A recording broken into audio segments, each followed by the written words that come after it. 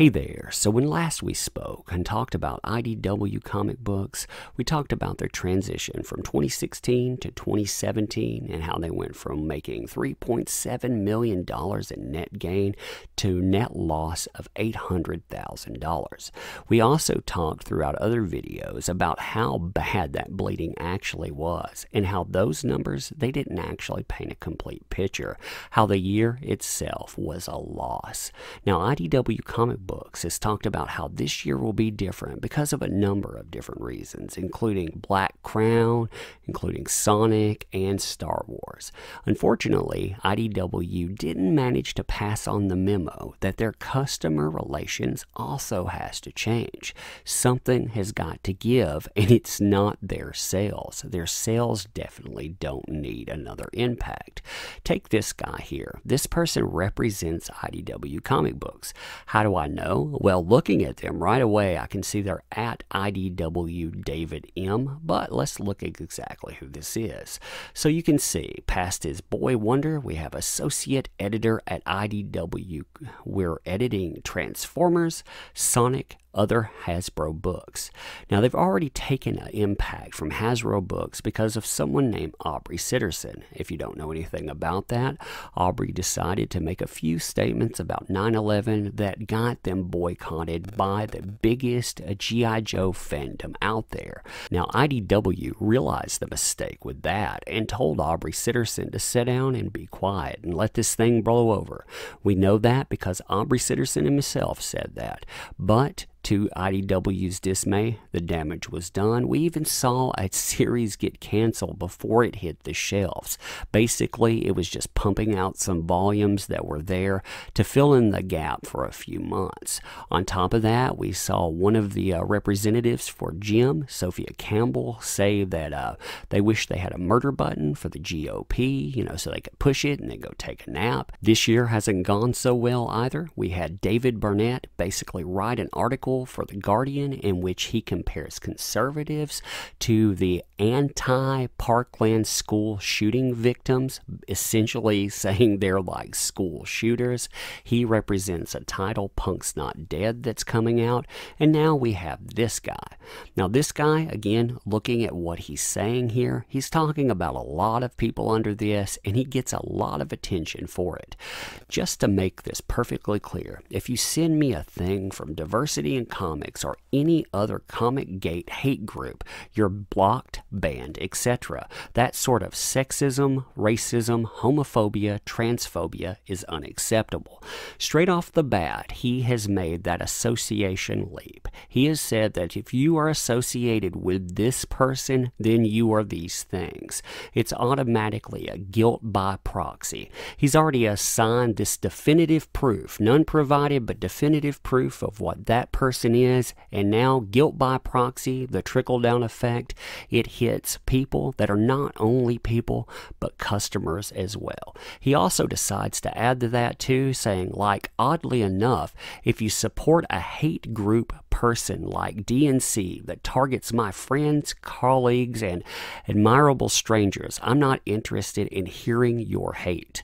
Now again, he calls that a hate group. So DNC, people that follow DNC, you're not customers, you're part of a hate group. This guy is speaking for IDW comic books. Now, the reaction that he gets is understandable. I post my standard fare about IDW saw a year-to-year decline in the millions, and this is your customer service message. If then, does your company and its shareholders support this line of thinking that calling out people buying titles because customers receive ultimatums? Is that really the message that IDW is sending us? Are you speaking with their voice? Because you're certainly speaking with them associated with you. And this does not reek of personal account. See, whether or not you transcribe that as personal, I see it as professional. I see you as an editor there, and you have told told me that I am not welcome, that people that I associate with are not welcome. Tens of thousands of individuals out there are not welcome. There's over 60,000 people on YouTube that you're saying cannot apply here because hate group, and then on Twitter you're talking about over 10,000 people, but hey, you know, you're in the right. Yep. And when you look at what he's saying too, when he's talking about friends, colleagues, and admirable strangers, he's talking about individuals like Aubrey Sitterson, you know, because Aubrey decides to talk about this on down the line. Continuing with comments here. Number 1, not a hate group. Number 2, you're representing your employees when you list them in your bio. Number 3, are at Hasbro News, at IDW Publishing, and at Sega allergic to money/customers, or is this just an editor thing? Number 4, I can't believe these companies don't have a social media policies. And number 5, Shoes Law. Somebody asked what is Shoes Law, so you can see that here. We're not going to go over that. You know, somebody puts I love shoe on head here. So we have HP comic collages. Sexist guy both following and sub to a younger, newer female fan like me. Seriously, he's not ist. He may be a turd and drama queen at times, but not those things. Yes, you're talking about someone that is a female here, most definitely. They have a YouTube channel. Good, go check it out. Now, continuing on, I think it's like an experience thing. DNC grew all over America, and he's picked up that traditionalist streak from one of those areas, but he's lived in these liberal places and been around LGBT people. A lot of these people just see his traditional conservative side, and they see him like the stereotype conservative Mike Shock the Gays Pence. You know, with that stuff, they want to do anything they can to disparage him. Within doing that, they also disparage any class that they represent with these. For example, when they were talking about vets with, say, a Michelle Perez, when Michelle Perez brought that up, she actually disparaged all vets when she was making a statement about crypto-fascists. The same thing with this kind of stuff. At large, you're talking about DNC followers, but when you boil it down, when you see all of the stuff that's associated there, you know, sometimes you have conservative brought up in there. More than likely, however, you just have all of these ugly qualifiers stacked in, and that's the groups that really, you know, when you're talking about, say, a conservative, if you're using these qualifiers with that, you know, when you're insulting these individuals, you're insulting them en masse. That's the problem with this kind of approach. You know, you're insulting a huge block of your customer base. Continuing, I'm a black man, and I've actually done this thing called talking to these guys, and I can confirm that they're not, for the most part, who you say they are.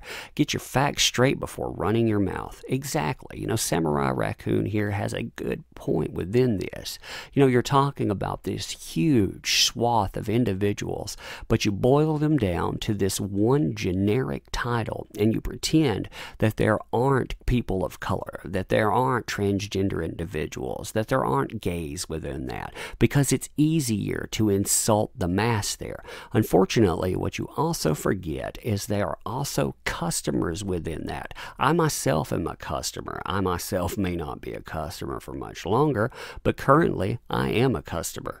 So you can see this continuing going on here. Up, we have Aubrey Sitterson signing in. You can see that he has unblocked everybody, strangely enough. And the reason for that actually is because he has been promoting his podcast here, Scald. He's actually been spamming it out there over and over again.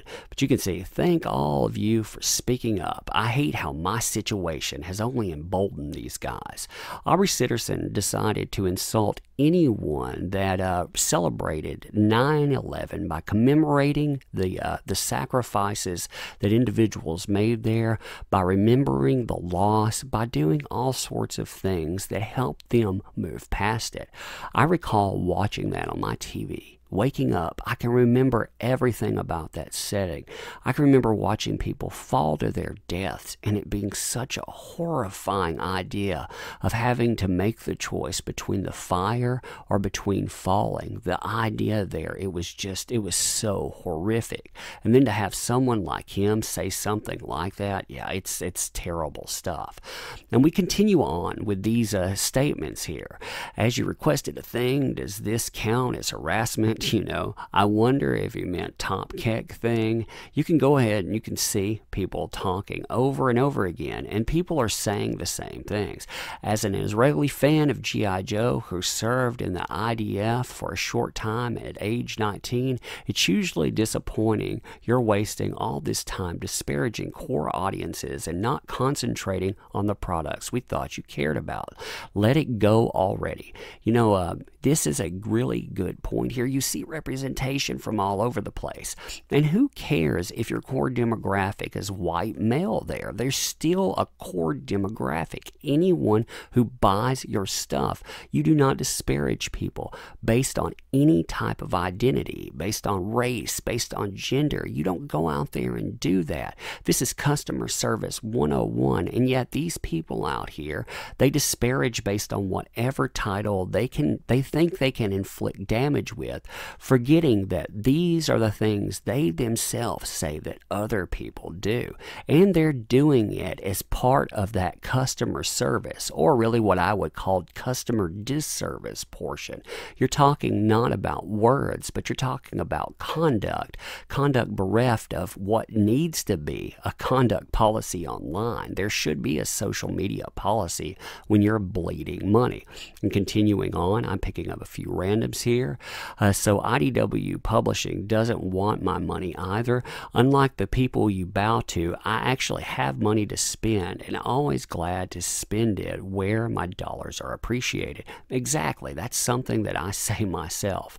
Another person here, boy, smart move to make when your sales are down 91%. Their sales are way down from that. It's such a scary thing. That was only Q3. You know, people saw that number at Q3. The bleeding, it was much worse. I painted a picture for Q1 and Q2 as well as Q4, and you look at the way the numbers come together, and you also look at the ways that IDW tried to hide that through raising finances and raising capital, and it is much, much worse than you would think. And this guy, he represents one of the titles they're saying, hey, it's going to help us out. So, I mean, when you wrap your head around that, it's insane.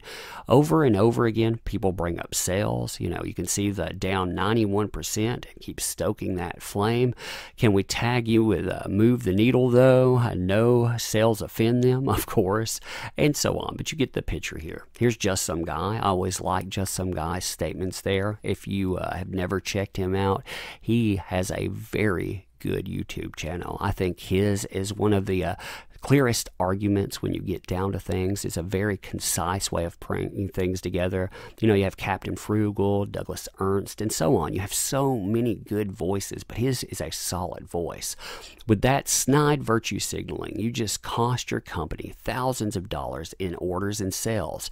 I wonder, will you support guilt by association when all these people apply it to every IDW creator because they don't like your political grandstanding? That is a beautifully worded question.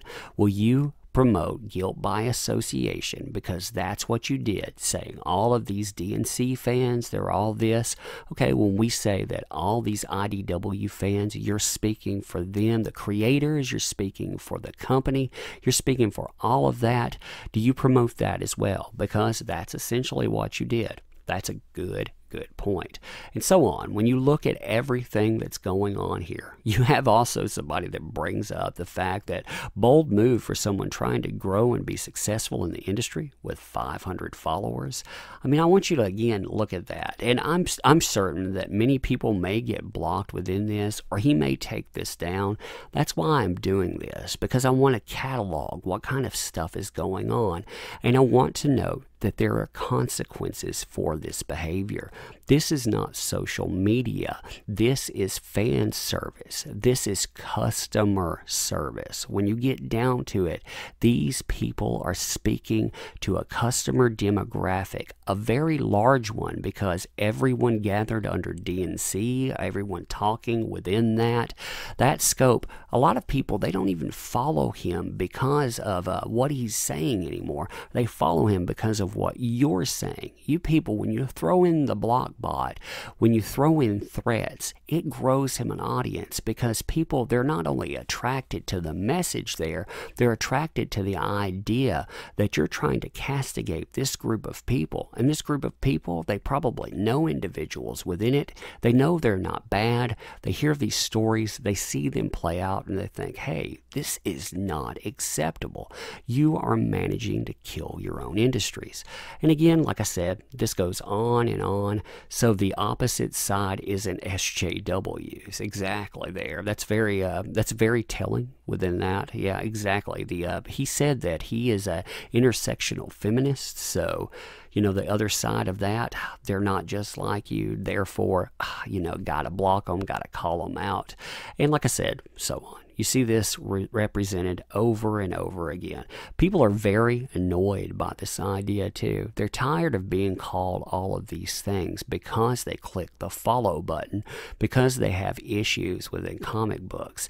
You can no longer camouflage shoddy workmanship or non-professional behavior under this notion of marginalized. You can't just throw out this term anymore. People are getting tired of it, and they no longer respect the notion that you are that thing, because at the end of the day, you are representative of a company, you're an artist or what have you, and like any other artist, you can be criticized for what you throw out there. You are not special within that. Treating everyone equally is treating everyone equally. So anyway, like I said, I wanted to record this. I wanted to show you a bit of what was here, and there is a lot of what's here. People did not take kindly to that. So this guy here, he got, what, 216 likes? You'll have to excuse me for scrolling up so fast when doing this, but I believe that he was at, yes, 216 likes and 37 retweets. Now with that doesn't mean a lot, but imagine how many sales that cost. Likes are not sales. They don't mean anything within that. They do not translate to real dollars. It's cool you think this, but you know, when you're saying it with your company's name attached to it. The stigma that carries for the company, well, we saw what it did with Aubrey Sitterson, and I'm sure that when you did this, it's going to do some damage too. So anyway, that's what I have to say on that. Let me know what you think on this. Thanks.